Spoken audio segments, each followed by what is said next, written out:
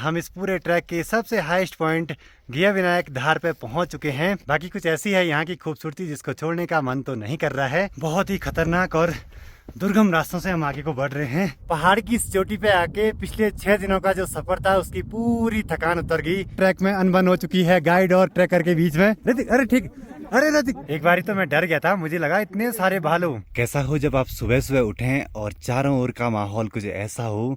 इधर साइड देखिए नंदी कुंड बहुत ही सुंदर, और ऊपर ऊपर जो बर्फ से ढकी हुई चोटियां हैं कितनी गजब की दिखाई दे रही हैं। अभी तो बस एक ही साइड का दृश्य दिखा है, दूसरी साइड देखिए ठीक सामने हिमालय पर्वत। आपने मेरे घर से चौखंबा पर्वत कई बार देखा होगा, लेकिन आज इस एंगल से देखिए कितना गजब और सुंदर दिखाई दे रहा है।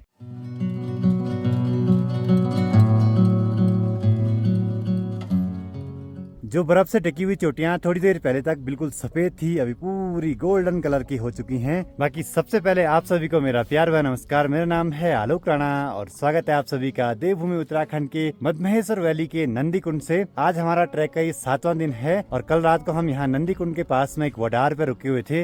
रात भर नींद नहीं आई, पता नहीं क्या हुआ, तेज हवाएं चल रही थी, अजीब सी आवाजें आ रही थी।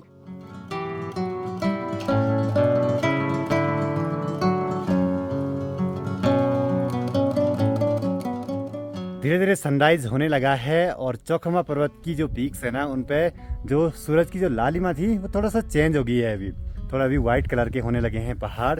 तो मतलब ये रंग बदलते रहते हैं मौसम के हिसाब से, समय के हिसाब से। और यहाँ एक कोरी कोरी की बर्फ कल ही पड़ी है और रात भर मौसम सही था, तो आज काफी ठंडा हो रहा है, खूब सारा पाला पड़ा हुआ है। और सभी दोस्त लोग मस्त में से लगे हैं नेचर को एंजॉय करने पे, फोटोग्राफी और वीडियोग्राफी पे।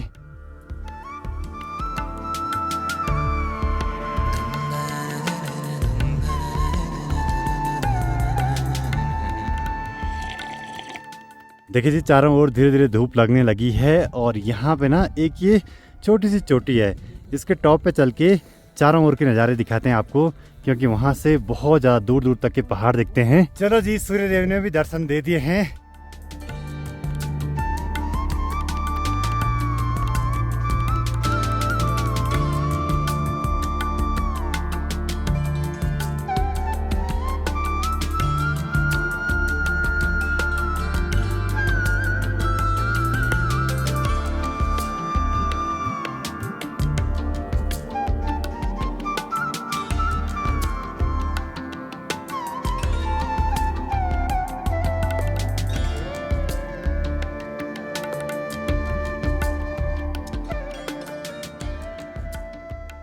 पहाड़ की इस चोटी पे आके पिछले 6 दिनों का जो सफर था उसकी पूरी थकान उतर गई।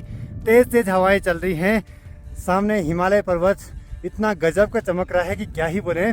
और इस साइड से सनराइज भी हो चुका है और ठीक यहाँ पीछे नंदी कुंड और लेक के पास में एक छोटा सा मंदिर है, वहाँ पे भी धूप अगरबत्ती वगैरह जला देंगे। उसके बाद आज के सफर को आगे को बढ़ाएंगे। तो चले जी, सभी ने फोटोग्राफी और वीडियोग्राफी सेशन कंप्लीट कर दिया है, अब नीचे को उतरना है। और अच्छी बात यह है कि आज हमारे दीपक भाई कूल पहाड़ी का बर्थडे है। Happy birthday. Thank you thank you thank you. पहाड़ की चोटी पे मनाएंगे आज, पर हमने बर्थडे बॉय को आज चूल्हे पे लगा दिया खाना बनाने के लिए। मेरी तरफ से पार्टी है ना, आज कुछ स्पेशल बन रहा आज।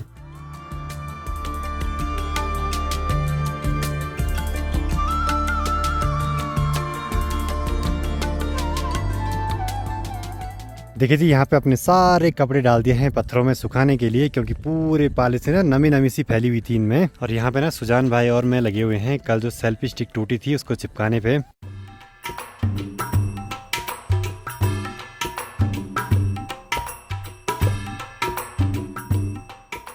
देखिए जी, ऐसे ऊंचे ऊंचे खूबसूरत पहाड़ों के बीच में स्वादिष्ट सा नाश्ता मिल जाए तो इसकी तो बात ही कुछ अलग है। तो चले जी, अपने बैकपैक भी हो चुके हैं। बाकी आगे बढ़ने से पहले नंदी कुंड के पास तक चलते हैं, जल को टच करते हैं, वहाँ पे मंदिर में धूप अगरबत्ती जला देते हैं एक बार। इस कुंड का जल ना बिल्कुल साफ सुथरा सा दिखाई दे रहा है, बिल्कुल नीला नीला सा, मतलब की गहराई काफी ज्यादा है। और सामने के पहाड़ों से ना लगातार पत्थर गिरते रहते हैं। तो मैंने सुना है कि इसका ना जो एरिया है वो धीरे धीरे कम होता जा रहा है, क्योंकि पहाड़ों में हलचलें तो होती रहती हैं। सोचिए सबसे पहले कौन आया होगा इस प्राकृतिक झील के पास और किसने यहाँ तक रास्ता बनाया होगा। नंदी कुंड के बारे में कुछ लोक कथाएं और मान्यताएं प्रचलित हैं। कहते हैं यहीं पर महाकाली ने रक्त बीज का वध किया था। कुंड के पास में एक छोटा सा मंदिर है जहाँ पर तलवारें और खड्ग रखे हुए हैं। मान्यता है कि ये प्राचीन हथियार उसी देवासुर संग्राम के हैं। और जब बड़ी जात का आयोजन होता है तो इसी स्थान पर छतोलियों के साथ स्थानीय ग्रामीण पहुंचते हैं। लेकिन नंदा राज जात के विपरीत यहाँ मां नंदा को छोड़ने के बजाय लाने के लिए जाते हैं। पौराणिक मान्यता है कि इसी कुंड में सती नाग रहते थे। जब एक बार मां नंदा यहाँ से गुजर रही थी तो उन्हें यह कुंड बेहद प्रिय लगा। इस कुंड को पाने के लिए मां नंदा ने कन्या रूप धारण किया। अंत में सती नाग ने यह कुंड मां नंदा के लिए छोड़ दिया। और जो ये लेक है इसका कलर तो बड़ा प्यारा सा है भाई। लोगों ने यहाँ पे देखिए पत्थरों के ऐसे ढेर ढेर से लगा रखे हैं जो कि बड़े सुंदर से दिखाई दे रहे हैं। बाकी कुछ ऐसी है यहाँ की खूबसूरती जिसको छोड़ने का मन तो नहीं कर रहा है। लेकिन अभी हमारा सफर काफी लंबा है। हमको यहाँ से आज भी 6-7 किलोमीटर का ट्रैक करना है। सामने का पहाड़ चढ़ के उसके पीछे जाना है कहीं। ये है पूरे ब्रह्म कमल और यहाँ पे एक छोटा सा फूल और भी है, इसको बोलते हैं यहाँ फेन कमल। तो ब्रह्म कमल और फेन कमल लगभग आसपास की हाइट पे ही पाए जाते हैं। ऐसी खूबसूरत जगहों को छोड़ के जाने का मन तो नहीं करता है, लेकिन यहाँ रहना भी आसान नहीं है। कल रात भर नींद नहीं आई, पता नहीं क्यों। अजीब अजीब सी आवाज़ें आ रही थी, हवाएं भी तेज चली थी। एक बार तो ऐसी आवाज़ आई, मुझे लगा आसपास कहीं लैंडस्लाइड वगैरह हो रहे हैं। तो फिर रात भर सो ही नहीं पाए ढंग से। सिर्फ 40-50 मिनट चलते ही सांस फूलने लग जा रही है।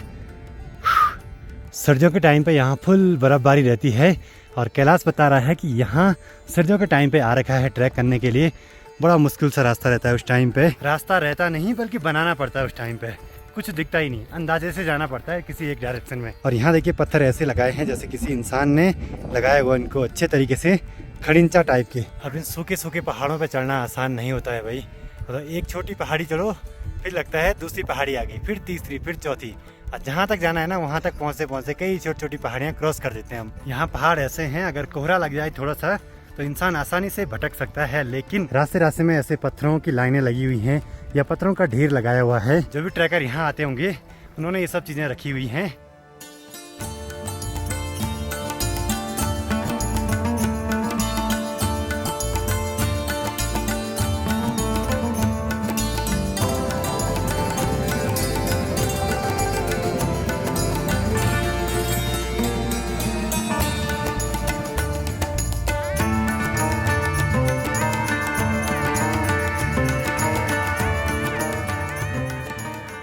बहुत ही खतरनाक और दुर्गम रास्तों से हम आगे को बढ़ रहे हैं।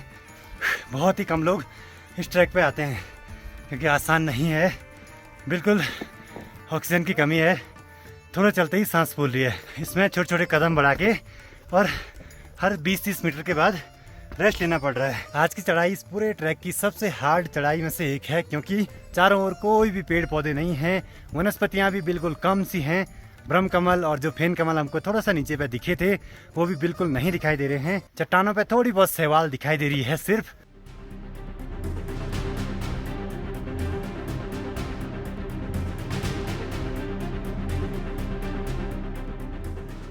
इन चट्टानों के बीच चलते हुए पैर मुड़ने का सबसे ज्यादा डर है भाई। चट्टानें बिल्कुल हल्की सी हैं, एक के ऊपर दूसरी स्टेबल नहीं है।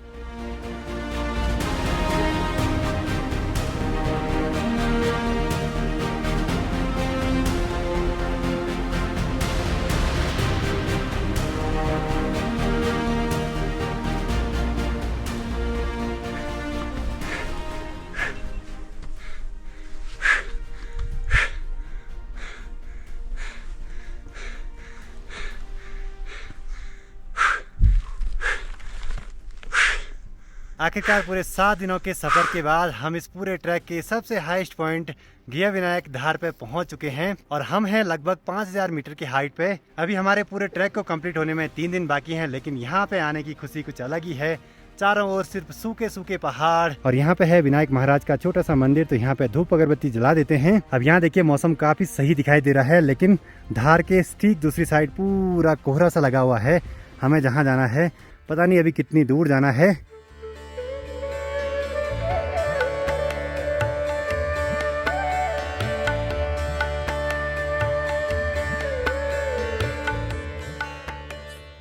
जयकारा वीर बजरंगी। अभी तक तो इस ट्रैक पे दुर्गम रास्ते थे, अब इसके बाद पहाड़ पे नीचे को उतरना है तो रास्ते खतरनाक भी हो जाएंगे। देखिए जी, हम पहाड़ पे तभी चढ़ते हैं तभी उतरते हैं। सेम हमारी जिंदगी भी है, उतार चढ़ाव लगे रहते हैं। कभी अच्छे दिन रहते हैं, कभी बुरे दिन रहते हैं, पर जो बंदा चलते रहता है वही जिंदगी को अच्छे से गुजारता है और एक दिन जरूर से मंजिल तक पहुंच ही जाता है। इसके थ्रू हमने आगे जाना है। जो कल का रहेगा वो हमने साइड पीछा रहे हैं, ठीक है, गदराजान। और जो परसों का ट्रैक है वो है सी सामने पे, जो वो पहाड़ी। देखो जी, यहाँ पे थोड़ा सा ट्रैक में अनबन हो चुकी है गाइड और ट्रैकर के बीच में। ओ भाई, गाइड तुम्हें छोड़ के चले जाएंगे। ऋतिक, अरे ठीक, अरे ऋतिक, अरे ठीक नहीं यार, अरे गाइड के साथ लड़ाई है, ठीक नहीं। देखो जी, ये वाला डिसेंट कैलाश और ऋतिक को सबसे हार्ड लग रहा है, क्योंकि कैलाश ना यहाँ ऐसे टाइम पे है जब पूरी बर्फ थी। और ऋतिक उस टाइम पे ज्यादा डिसेंट किया इस बंदे ने ना, आज उसको भारी पड़ रहा है। क्या बोले, थोड़ी बहुत कुछ मजाक मस्ती चलती रहती है। पहाड़ों में जगह जगह पे ऐसे छोटे छोटे मंदिर बने रहते हैं। यहाँ पे है बैतरणी मंदिर, तो यहाँ पे भी धूप अगरबत्ती जला देते हैं।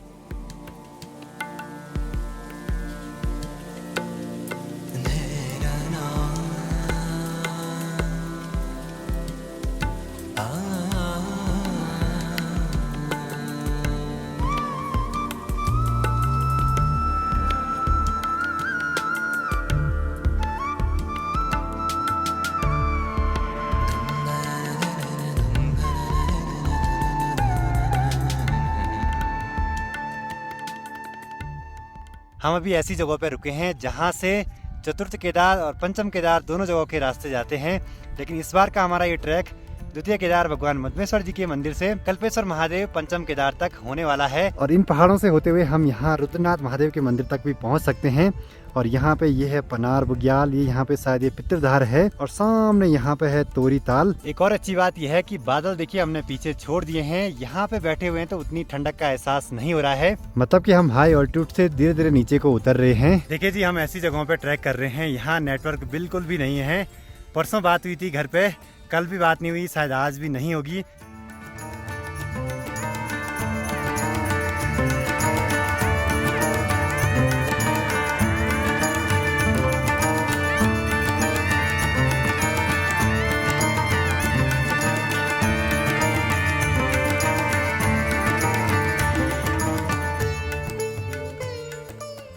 देखिए जी, पहाड़ों में जगह जगहों पे ऐसे मंदिर तो दिखाई देंगे ही, बाकी यहाँ नीचे एक बड़ी सी घाट है, एक नदी है, उसको ब्रह्म घाट बोलते हैं। ये मेरा सौभाग्य है कि इतनी दूर आके इन मंदिरों में धूप दीप अगरबत्ती जलाने का मौका मिल रहा है।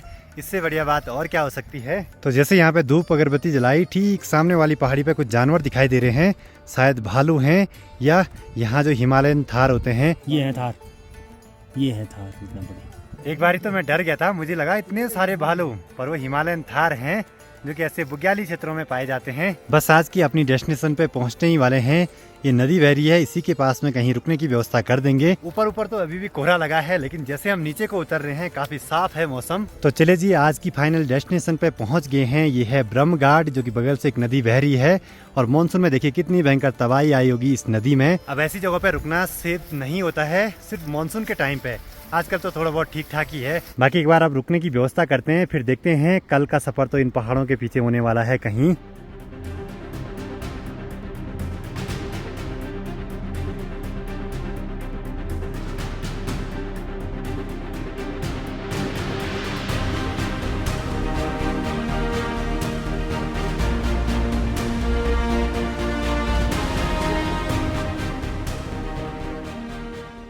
कुछ टाइम पहले यहाँ बहुत ही खूबसूरत सा माहौल रहा होगा। इन पूरी झाड़ियों पे प्यारे प्यारे से फूल खिले रहे होंगे।